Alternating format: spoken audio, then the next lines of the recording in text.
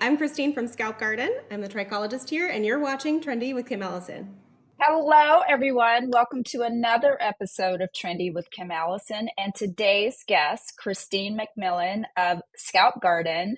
I am so excited to have this amazing trichologist here with me on the screen. She has so much to share with you guys. Her backstory is fascinating to me to go from hairdresser to all the things she's going to tell you she did, which you guys are going to be amazed. One was climb Kilimanjaro, which is crazy. And back to hairdressing. This is amazing. So, are you ready to be inspired, everyone? Christine, welcome to the show. Thank you for having me. I'm so excited to be here. Oh, yes. Excited to have you. And I know these earrings now, I'm going to be going like this all interview. So get ready, everybody. Okay. All right. All right, Christine. So, as I mentioned in the intro, you started as a hairdresser, ventured off into the military as Mhm. an EMR, and had some fun travels, one being Kilimanjaro. And you guys, she spent some time with the tribe, and that's all I'm going to say about that because she's going to tell you the rest. And then you returned to hair. Tell us what led you to those adventures. One word, ADHD. So I have Yeah. ADHD that was undiagnosed for many years, but it's one of those things that it's also a blessing while it can cause a lot of frustration in life because it makes you uninhibited. You make choices of instant dopamine hit. While some people, it can be very problematic, Mm. but you can also get outside of your comfort zone because of that, because your brain's like, let's try something new. And you're not afraid to hold back and be bad at something. And so you just try it. Oh, I love that. So tell us what did you try? What'd you do? I did a lot of things. So I joined the military just to learn something new. So I started locally with a community emergency response team because I just wanted to support my community during emergencies. So if there's a tornado or flooding or whatever, those are the people who are microbursts of community that help support little pockets like your basic neighborhood. And then it's expanded outwards because your basic emergency services are overwhelmed. So they're not going to be able to help everybody. So it's a way to have people inside the communities help themselves, at least hold on for a little while. And then from there, I went to the state guard and did that for 3 years. And that's where I got certified to be an EMR. And so that was really cool. So I learned all kinds of stuff there, which everyone was like, why are you joining the military? But it's because I wanted to serve my community. I wanted to learn something new. And it was a really, really great experience. And then I interned on a pig farm for a while.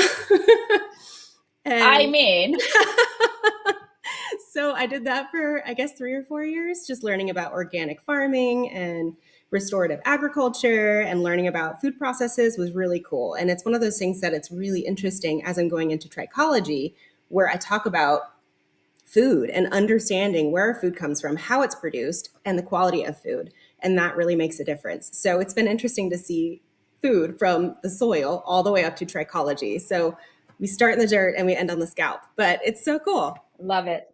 Love it. And then, so your time with the tribe and climbing Kilimanjaro, how Yeah. was that? What led you there? Okay, you're gonna think I'm crazy, but I wanted to try something I've never done before, and I had never at that point had lobster. So I was choosing between going to Maine and having lobster or going to Tanzania and climbing Kilimanjaro. And so I just picked Kilimanjaro. So I mean, what a dichotomy. My God, that is quite a contrast. right. Geez, It go was on. incredible. So Sorry. I figured while I was in Tanzania, I wanted to experience authentic Tanzania. So I wanted to get outside of just the normal tourist attractions and really get to know Tanzania and its people. And an opportunity came up for me to go live with the Maasai Tribe for a while. So I did. And I went by myself, didn't speak the language, and it was a life-changing experience. I can't even imagine. I mean, no, I don't wish I had ADHD. I'm sure I don't wish that, but because I've talked to plenty of people who do, and they're like, it has its moments, right? Right. But to be uninhibited, to be just a thrill-seeking, no fear, no hesitation whatsoever, because I am 100% the complete opposite of that. I promise you. That's So okay. that's incredible. And I know, Christine, many people might not see the link between these experiences and becoming a hair and scalp expert. What unique perspectives or personal skills did you gain during your time in the elements that you now apply in your work? Like, for example, is it discipline? Is it attention to detail? Deep appreciation just for the human body in general. Right. So I think there's many different experiences from the different avenues of experience and little hobbies I guess I took on. So like I talked about nutrition as its relation to my farm experience and then the military, a lot of structure and how things work together. That's a really cool aspect of it. And I would say from working out, because I actually worked with them when I was living in the tribe, I worked as a Maasai. So I said, I'm not here to observe, I'm part of your community. So I worked. So seeing how a community can work together and seeing the incredible things that the body can do, especially under harsh conditions. So they live a very hard lifestyle. They're nomadic people. They move around. There's a lack of resources. They're not farming. They're a lot of times out in the desert.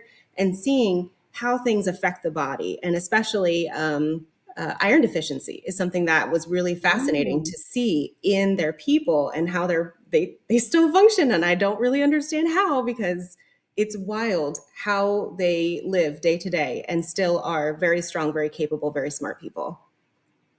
Yeah, because iron deficiency, a deficiency here, they would go to the ends of the earth to regulate that, right? Like all of, eat animal protein, eat, or red meat rather, Hmm? take this supplement, get this scan, get this blood test, right? But yet here they are deficient in who knows to what degree, Hmm. and life is still beautiful. They're still thriving as a people. But That it's is wild to see, even if you don't have the heady knowledge of how the body systems work and what they do, that knowledge is still there. So they have bloodletting ceremonies where they'll cut the artery in a cow and drain it into a bowl, and they all share the blood. And so it seems very like animalistic and ritualistic, but there is a distinct difference in the people after this as they're starting to get the iron from this cow. And it's a way to take nutrition from their animal without killing it.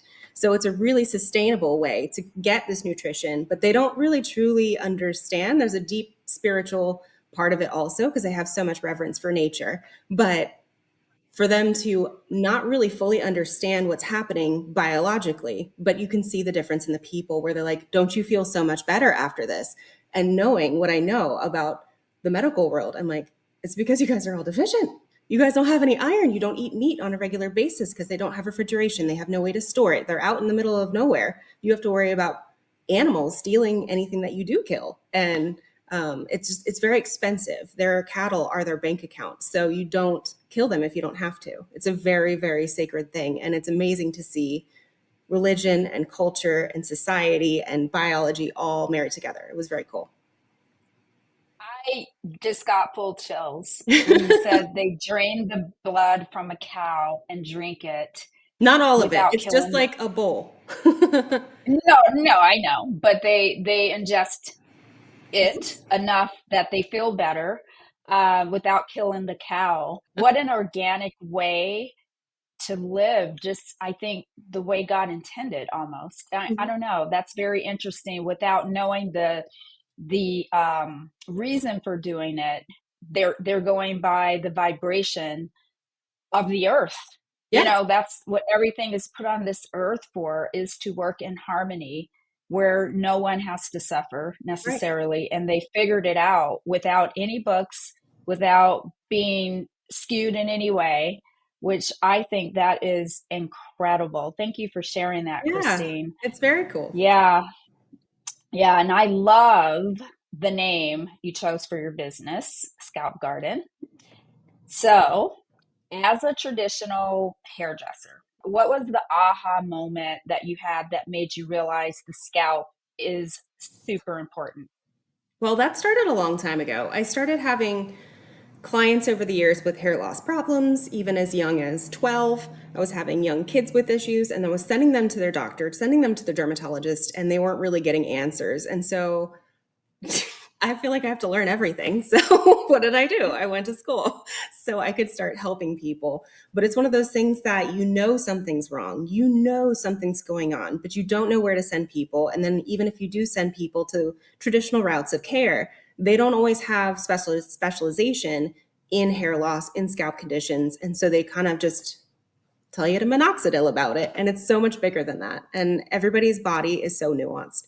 And so having someone who can take the time and really look at the broad spectrum of what's going on in their life, nutrition, lifestyle, all your habits, that all matters. It's holistic. So it all works together. So looking at just one body system, I feel like is not really the move, but it's a nice tool in the tool chest to be able to have a trichologist working with a dermatologist, working with your GP, if they will work with each other, which that doesn't always happen. But when it does, chef's kiss.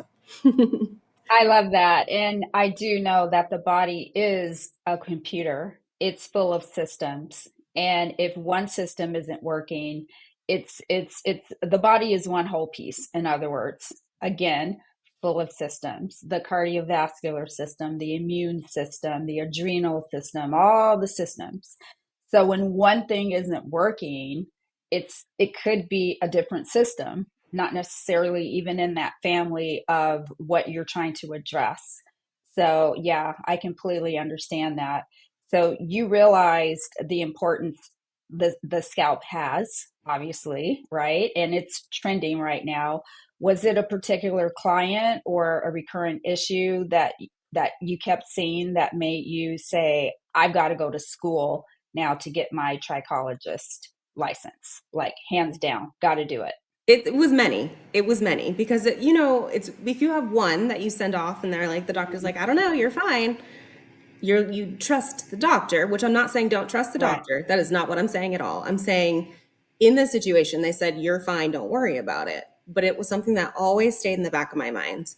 And then over time, you get another client and another client and another client and another client, and it's becoming more and more. I feel like hair loss has ramped up specifically in the last 5 years since COVID. After infections, just the stress levels, our world is different, our nervous systems are different, how our society functions is different. And as a whole, hair loss is ramping up and it's wild.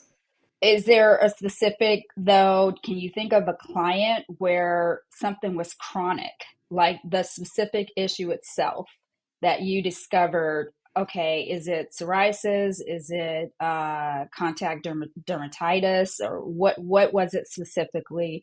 Can you think of anything? Well, I guess in the last 2 years specifically, and I was so nervous to tell her this because I was still relatively new to trichology. And so I was telling her something is wrong with your body. You need to have this investigated. Have your doctors look at this, and this, and this.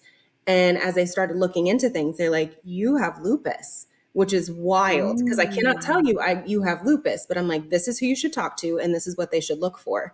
And so having someone who can go to their doctor and start being insistent, because you do have to advocate for your own care. It's terrible that that's the way our system works, but you have to Mm. actively advocate for yourself. And so I emboldened her to say, don't take no for an answer, get these questions answered, and we'll go from there. And it ended up being lupus. And so like that's life-changing information for someone with lupus going from chronic suffering to a place of a little bit of homeostasis and balance in their life. So it's not just hair, it's your whole body being improved, your life being improved. And so sometimes your hair and scalp are just the signaler. They're just that part of your body talking, saying, hey, something's wrong, and you need to listen.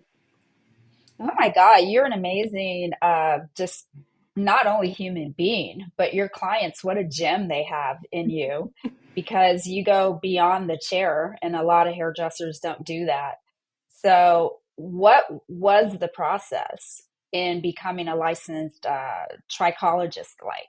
Like, you know, how did the additional knowledge transform like your approach with your clients? Well, I was afraid that it was an ADHD impulse at first. So I started with a hair loss practitioner course through Trico EDU is where I started. Because I wanted just to get my feet wet and see how I felt about it. And then trying to decide what type of trichology are you going to try to practice? Because there are many different facets of trichology, just like any field. There are different, like as doctors, you have specialists who specialize in different things.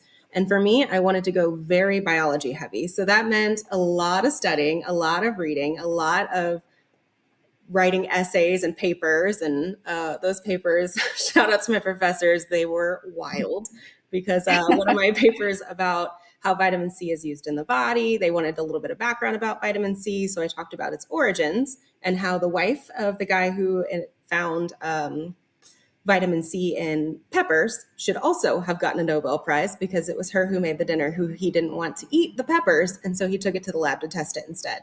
So I'm like, she should have gotten a prize too. but, Oh my God, that's amazing. right? Absolutely. But the Yes. connection between that and then at the end of it, we went all the way into like how amphetamines are affected by vitamin C. And so it's wild how the body works. There are so many intricate systems. And yeah, shout out to my professors because those papers were wild.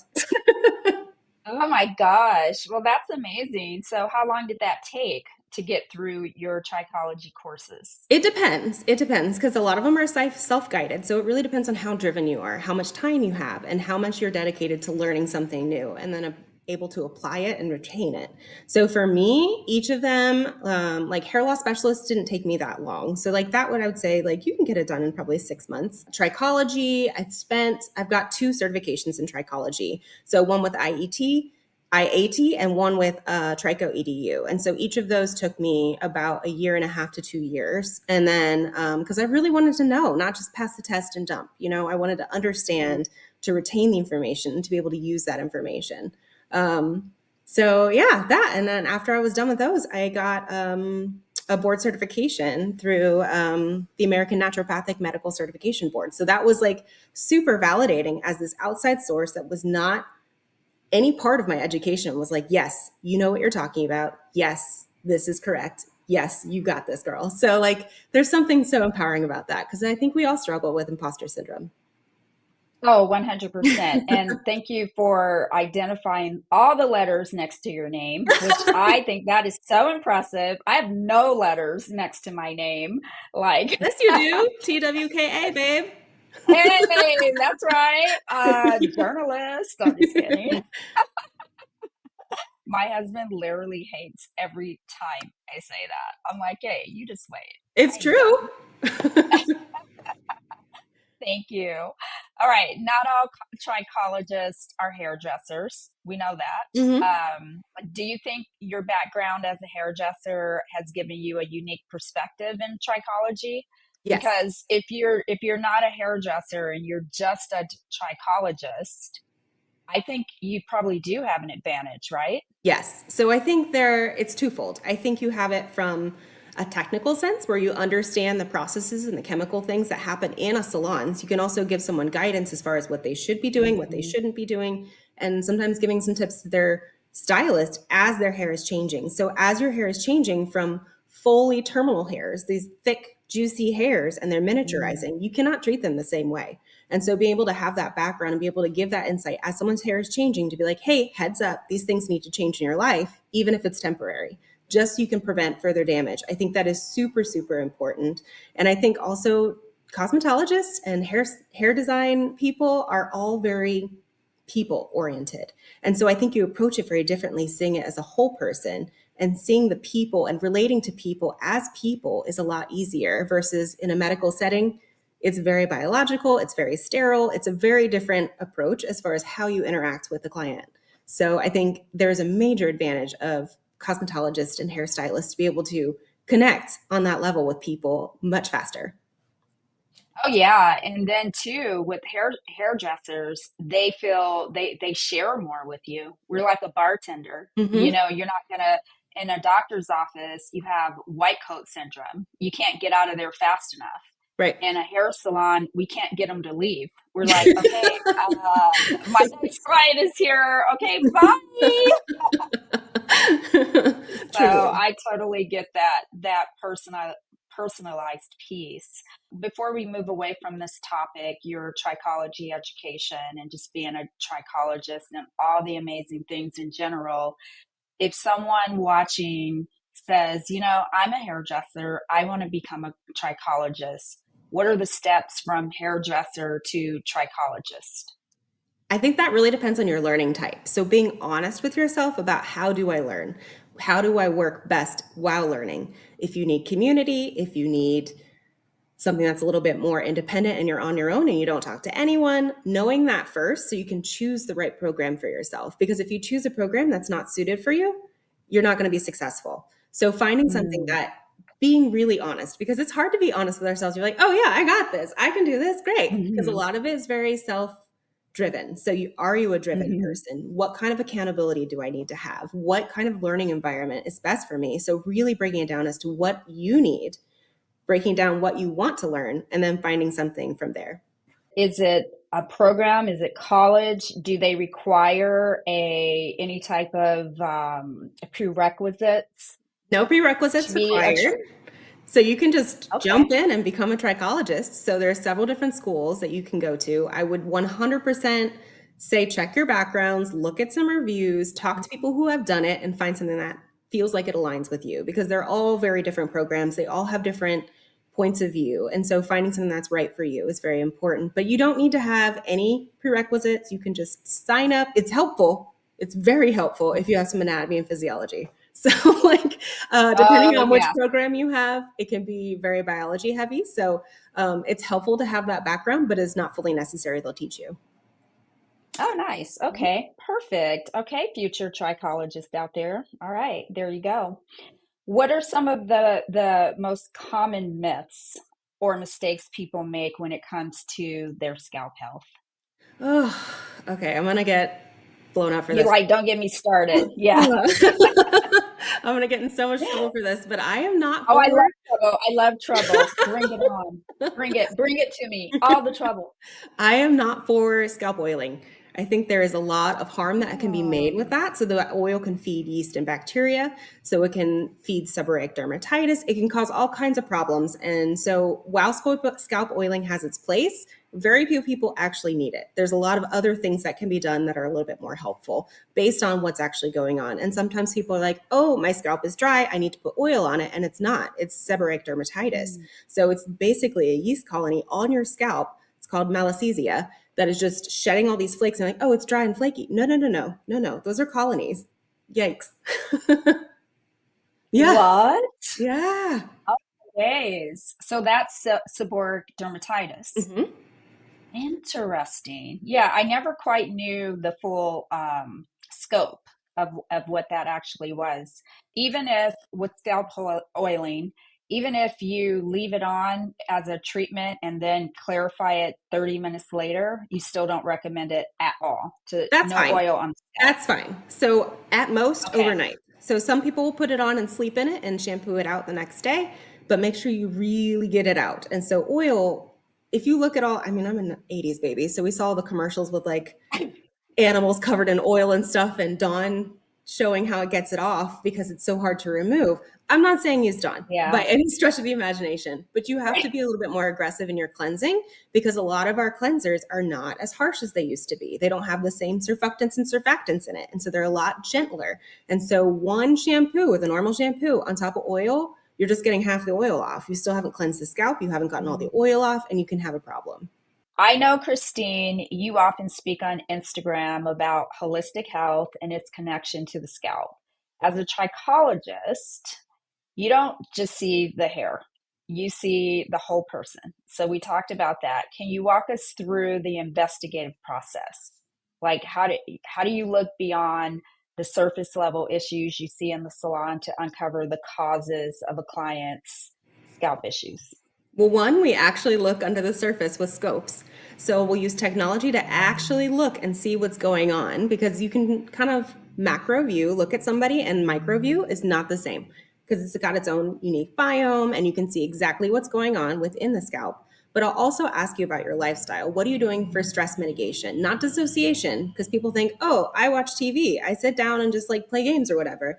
And that is stress relief. It's not. That's dissociation, which has its place. So having times of dissociation can be restful, but it is not Mhm. processing the stress out of your body. There should be joyful movement, there should be journaling, there should be some way to get it out of your body.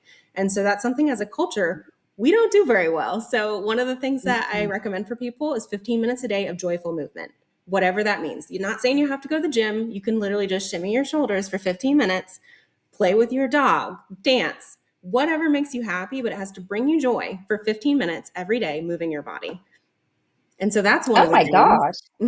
And then I will ask you about your poop. So you're going to sit in my chair. I'm going to ask you how much you poop, how often, what's the consistency like, because your gut is very connected to your scalp health. And if the bottom part of your GI tract is not working correctly, you've got a problem. So even if you're eating the right things, is your body processing it? Are you able to use the tools that you're giving your body to build the hair? Or is there a problem we need to address? Who would have thunk it? There's a Poop, lot of poop talking poop, poop, and scalp. Yeah. Oh, the poop is at the forefront these days. Like we've got images now. I'm We've not got getting that. No, that's too close. I'll just ask you. yes, exactly. You're like, I'm good. I don't need any pictures. I've heard you mention cranky scalp is common, with the changing of the seasons. Mhm. So, what are the simple, effective things people can do to combat this? Okay, so one of the things that can happen with the changing of the seasons is the humidity lowers, and as we're turning heat on, our humidity inside the house can be really dry air that's just not getting that moisture at all. And so you need to get water inside your body by drinking it first. Drink your water, people. But also having Yeah. some ambient moisture can be really helpful. So even if it's just turning on a little bit of a humidifier or a simmer pot, just to keep the air in your house from getting super dry, because that'll be good for your hair and your scalp. Because our bodies like to live in harmony with water. And so having been cut off from water, they get a little cranky about it. And then we're changing our styling habits. We're usually changing our fabrics too. So what we wear in the summer is not the same as what we wear in the winter. So what we wear in the summer is a lot of times very thin jerseys and slick materials that your hair can glide over it. Because as a trichologist, I'll dress your scalp, but I'm also going to talk about all of your hair too. So if you're putting on a Mm, flannel shirt that has the collar and it's sitting here rubbing, breakage probably will happen. So you have to protect yourself yes. from the harsher fabrics of winter. Also, no flannel pillowcases, guys. Absolutely no. Throw them away. Oh yeah, because you get all those warm fabrics to Yep. sleep in, like the jersey and all of that. Oh gosh, yeah, that will tear the fibers. The Mhm. cuticle will just be Shredded. angry. I get Shredded. it. Shredded. Oh Yes. geez, do you hear that, everybody? I mean, take heed to her warning. So, what is the one thing people get wrong about their hair washing routines in all of this? They don't do it enough a lot of times. So we have a Oh. very heavy-handed approach to dry shampoo. So I don't hate Mm. on dry shampoo once in a while, but we're using it instead of shampooing, which is not where we should go. A lot of times if your scalp is itchy, wash it. It's your body signaling saying, "Hey, I need to slough off some of this dead skin. I need to get some of these particles off me. I can't breathe. I need assistance." So if your hair is itchy, please wash it. Don't just ignore it. It's a request. And easy with that dry shampoo. It's fine in a pinch once in a while, but at this point, Mhm. especially with extensions, I feel like people are going so long without washing their hair because they don't want to wash their extensions, which it is a lot of work. It is a lot of work to do it well so you have very healthy hair, but please wash your scalp. And how do you know the difference between itchy body saying, I need to be clean versus itchy, I've got a condition? Well, for me, I like to do a lot of conditioning from the inside. So making sure that you're getting your omegas in. So be careful for people who have shellfish allergies because a lot of omega vitamins are going to be derived from seafood. But getting your omegas inside because you have to give your body an ability to lubricate itself. So you have moisture and you have hydration, and they're not the same. So moisture is going to be your oils and your lipids, and your hydration is going to be your water. So making sure that you have both within your body. But the first thing I want to talk to people about, if your scalp is itchy and you think it's because it's too dry, turn down your shower. It's too hot. Cool it down. We are burning that scalp. If you have that extremely Ah. hot water, it's going to pull out all the oils, it's going to damage the skin, and it's going to cause some problems. Now, some people actually have a legitimately dry scalp, and that's where a serum can be helpful. But not washing your hair is not the best approach these days. Mm. And what's the overall proper way to cleanse your scalp? Lots and lots and lots of water. I think our shampoos have changed so much over the years. So it used to be very heavy in the sulfates and surfactants. And so that was really just pulling all the stuff out of our hair. So we got Mm. lazy. We build bad habits by we're just like, oh, yep, da, da, da, and then fine. But chemically, how shampoo works is it's a binder. So it's going to bind your oil and dirt molecule to a water molecule. And so if you don't have enough water, it's not going to pull it off your hair. So making sure you start with a really good rinse and just rinsing your hair and working the scalp with your fingertips, not your nails, and working the scalp before you even add any shampoo. And then working the shampoo, add a little bit more water, then work the shampoo again, and then rinse, rinse, rinse, rinse, rinse. Because if you're not using enough water, it's not going to work. And same thing with conditioners, because the way chemically conditioners work is they bind water and bring it into the hair cuticle. So if you don't have enough water, you got a problem and you're just throwing your money away. No, that makes perfect sense. And can you debunk the myth that conditioner either goes on the scalp or should not go on the scalp? Traditional conditioners should not go on the scalp because they can cause a Okay. lot of inflammation. They can clog your pores. But there are some that can go on the scalp. So it really depends on which kind of conditioner you're using. It should say on the bottle what its purpose is. But for most people, I tell them conditioner is from the ears down because you have your natural oils from your scalp. If you're still producing sebum correctly, that should be keeping this hydrated, moisturized. And this is where it's no longer next to the skin. It doesn't get the same exposure to the oils and needs some extra help. Yeah, so the cap, stay away from that. And Mhm. then we can just address anything further, is what Yep. you're saying. Oh, Yep. yeah, good to know. Actually, this old gal learned something new. I love that. All righty. So, what are the early warning signs that someone might have that should warrant they see a trichologist? Like what should we be looking for? Just the average hairdresser or home user? If you're seeing one thing that can be really easy for a hairdresser to notice, if someone is starting to have hair loss, you're using the same formula you've used on them for years. So this is going to be a lot of your like root retouches that you've used 6N on them forever, and it's starting on Mm-hmm. this front hairline, starting to get darker and darker and darker and darker. That's a sign of miniaturization of that hair. So while it's always been the same formula, but it's starting to look like a 2 when it was a 6, there's something happening and changing in that hair. So they are having some changes, and widening of the part is one of those things where you're like, there's more skin here. Or if you're starting to see papules, pustules, definitely pass it on. Okay, so pass it on to, and how would one find a trichologist? Is that just a simple Google search, or do you have a secret directory that we could share with the audience? Like, where do we go to find a good trichologist? That's tricky because it depends also on your personal ethos of what you consider a good trichologist. But if you have school of thoughts that you find helpful, a lot of them will have a directory. So, like IAT has a directory, Trico EDU has a directory. So, there are directories of people, but the best way is to get to know someone in your area. I'm personally in the point of where I'm trying to build relationships with the salons around me because I'm not trying to compete with them. I'm just trying to support them. And so I think it's hard because not everybody does a good job of having an online presence. And so it can be really Mm, tricky. So one of the best places to start, I think, would be like an IAT directory and go from there. okay, and then just like we know a good doctor from one who's not. Are we looking for bedside manner? Are we looking for education? Are we looking for how many certifications they have? What leans toward the better trichologist without being judgmental? So for Yeah. me, it's someone who's a little bit more in tune with the biology of what's happening because understanding why something happens, you can make informed decisions versus like, we'll just try this and see what happens. So a biology focused trichologist versus more of just like a, I don't know, try it and see what happens, I guess. But if you're Yes. in doubt, send them an email. Ask them about, hey, what do you believe? How do you practice? What's important to you? And build a relationship that way because anyone who is worth your time should be able to talk to you and give you an idea of exactly what you're signing up for because why would you just go somewhere and be like, I don't know. Yeah. So Yeah. ask Yeah. them. If they don't have an online presence, ask them and say, hey, what do you offer, and do you offer evidence-based? That's something that is very important for me is I need evidence-based treatment.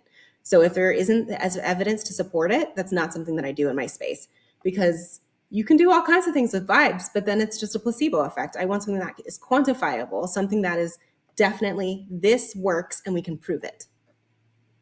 Oh, yeah. And that's where I was leading to. So you answered that just beautifully because I thought, what tools should we take with us when we're trying to find a good trichologist? Even if you are sending the email where you want to ask the questions, like what questions are important. So, yeah, I think you gave us a beautiful illustration of that. Thank you so much That for was a that. tough one. All right. Yeah, no, but yay, girl, you know your stuff. All righty. I mean, 100% clearly you know your stuff. All right, Christine, you named the name Scalp Garden, your background, Scalp Garden. I wish you were in Arizona, but you're not. All righty. So the name Scalp Garden, it is evocative. It suggests nurturing growth and a connection to nature. What does tending to the scalp like a garden mean to you, and how does it inform the way you approach your clients and their hair health? Well, the scalp is a garden. So, like, that is your soil base. And so, if you do not have a healthy base, you're not going to grow great flowers. And so, for me, it's just a way to have like a word picture of showing the relationship of scalp health to hair health. And that's something that's really important. And also, I love plants. I don't know if you see them all in my space here. I do, and I just give it all to me. It's giving life.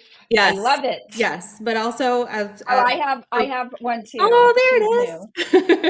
Yeah, she's And new. so for me also, I will try to go as natural as possible when it's helpful and efficacious. So like Mm, if it's not going to be effective, then let's not do it.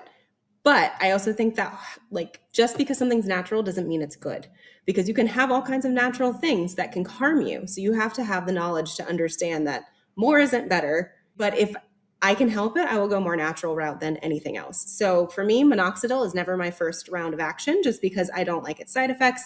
I don't love medications. If we can find a way to go around that where we don't need it, great.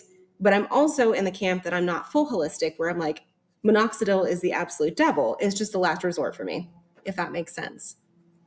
no, it does. And so in my Yeah, and space, it I have a lot of commitment to natural, but also being good for the environment too. So the choices that I make in my space are made to make sure I'm not wasting. So I've got a lot of recycling programs and being very careful with how I consume. So the garden is a big garden.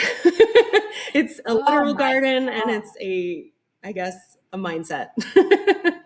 Oh my God, that's amazing. And you mentioned incorporating elements like tea, mocktails, and weighted blankets for your clients. Mhm. So amazing. How does creating this personalized, holistic experience enhance the treatment and the educational process for your clients? For one, it changes the power dynamic. So I think when you go to a doctor, you're sitting down, they're standing up over you. It's an inequitable movement of power. So I like to sit face to face with my clients and being on their level, and it gives them a sense of comfort in that we're doing this together. It's not something that I'm doing to you. This is something we're doing together in a collaborative space. And even being a paramedical environment, some people have what you referred to earlier, white coat syndrome, where it just feels so jarring, so aggressive. So to have something cozy, to have something soft can help bring that down a little bit. I also have a basket of fidget toys that I keep out on my station because this is something, hair loss and scalp concerns is something that really affects people down to their core, down to who they think the world perceives them as. And so it's very deeply personal. It's not just, oh, you don't like my pink shirt. It's, oh, you don't like me as a person because of how I present to the Mm. world. And so that is a very vulnerable place. So giving yourself moments of comfort and reaffirmation that you are good and your body is good, even when it is not working well, is super important. And so I think having a cozy environment definitely helps open that conversation and you can actually get down to the root of things and be a little bit more intimate, especially because I'm going to ask you about some really personal things. So, like, feeling like I am safe is really important. And I think it's very important for hairstylists, trichologists, everybody to have a little bit of trauma informed care because it's one of those things that you don't know what someone's been through. And so, touching someone is an extremely sensitive and a very intimate exchange. And so, doing it in a way that feels safe, that feels like they have consent. And that's something that I'm very big on. You come sit in my chair and I'm going to ask for consent before I even touch you. Even though it's understood, I'm going to touch you, I'm going to ask for consent, because giving that consent, giving that power to them, because ultimately it is their body, is very important. And that helps bring everything to be a little bit more cozy. And the sympathetic nervous system is actually very interlaced with hair loss. And so calming that sympathetic nervous system, letting your body know it's safe, and so we can sink into rest and digest versus fight or flight, is super important. The hair is like the stepchild of the Mm-hmm. body, I feel. That's what I call it. Because when the body is prioritizing what's important that it focuses on, Mm-hmm. that's why sometimes I know we lose hair. Yes. It's like, I don't need to work on that. That's Yes. like the least of my worries Right. because I got this to deal with, this organ, what have you, right? It's a And non-essential so system. yeah, non-essential. Thank you. That's Mm-hmm. such a great way, a better way of putting it and packaging it into this neat little package. So I'm going to put you on the spot. Okay. All right, diagnoses. I have a personal client of mine. On her temple area, it is very scalpy. Mm-hmm. Although the back is full, right? The temple area is very scalpy. I get what she's seeing, but when you blow dry it out, no one else knows that. Mm-hmm. But it is noticeably, and it has worsened a tad bit. What would you tell this person? Okay, so first and foremost, a trichologist is not allowed to diagnose. I can tell you what it Okay. looks like, but I can't diagnose it.